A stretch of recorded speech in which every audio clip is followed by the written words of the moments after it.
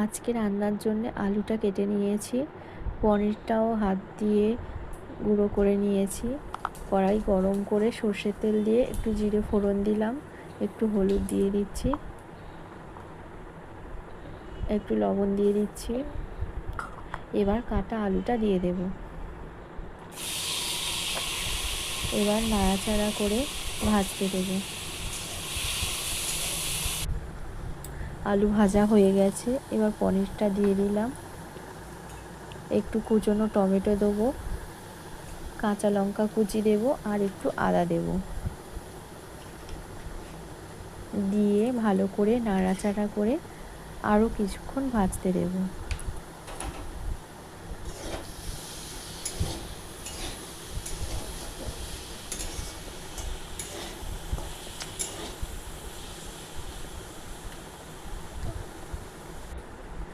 দেখুন ভাজা হয়ে গেছে। এবার একটু গরম মশলা দিয়ে দিচ্ছি, দিয়ে একটু নাড়াচাড়া করে নিতে হবে।